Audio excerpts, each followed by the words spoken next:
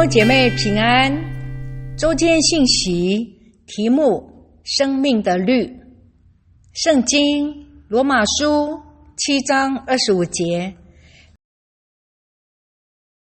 感谢神，靠着我们的主耶稣基督就能脱离了。罗马书8章2节，他又说：因为赐生命圣灵的律在基督耶稣里释放了我，使我脱离罪和死的律了。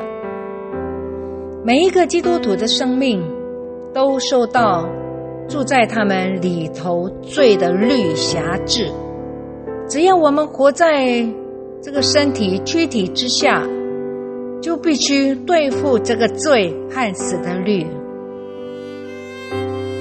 而神赐给我们对付罪的权势的解药，就是耶稣基督。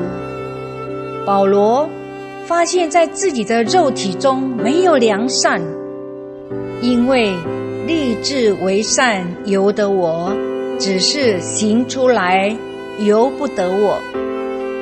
我觉得有个律，就是我愿意为善的时候，便有恶与我同在。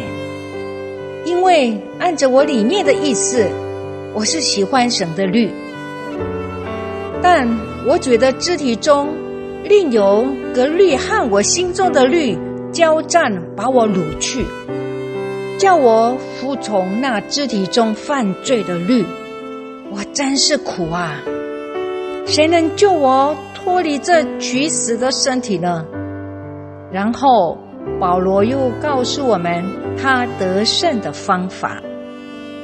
罪和死的律总是客观存在的，并时刻寻找机会将基督徒拉往不信靠神的生活境界。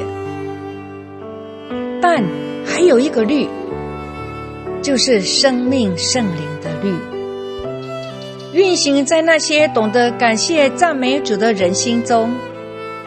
若基督徒能时刻信靠主，感谢赞美主，就能胜过罪和死的律。一个刚从大学英文系毕业的弟兄，自认为英文造诣非常好，于是寄了许多履历到一些外商公司，但多数都回复不需要他。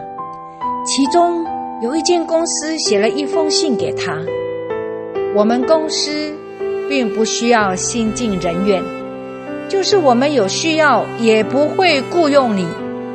虽然你懂英语，但是从你的自传中，我发现你的文章写得很差，而且错误百出。弟兄看完信后非常生气，罪和死的律运行在他心中，使他想出很多恶毒的话，可以回写一封足够气死对方的信。主日去聚会时，讲台分享信息，凡事谢恩的信息。他心想，是不是神不要我写这封恶毒的信，要我为这事感谢神？他的心态一改变，就开始感谢赞美神，于是赐生命圣灵的律大大的释放他，使他脱离罪和死的律。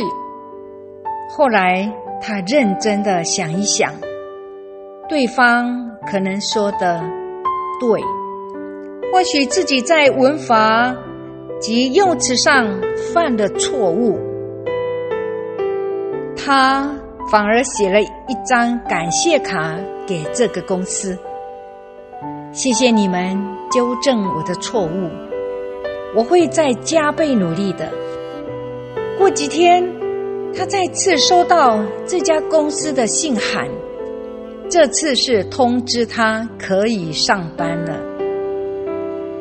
面对别人给我们的难堪及羞辱，静下心来，降服于赐生命圣灵的律，并开口感谢赞美神，会使我们踏在得胜的道路上，并打开意想不到的职场大门。提摩太后书第2章说，人若在场上比武，非按规矩，就不能得冠冕。规矩就是主的命令，得胜者必须全熟的命令，最终才能得冠冕。阿们。我们一起祷告。亲爱的天父，感谢你靠着主耶稣基督就能得胜，因为在我内心顺服神的律，以及赐生命的圣灵的律，在基督耶稣里从罪和死的律中把我释放出来。奉主耶稣的名祷告，阿们。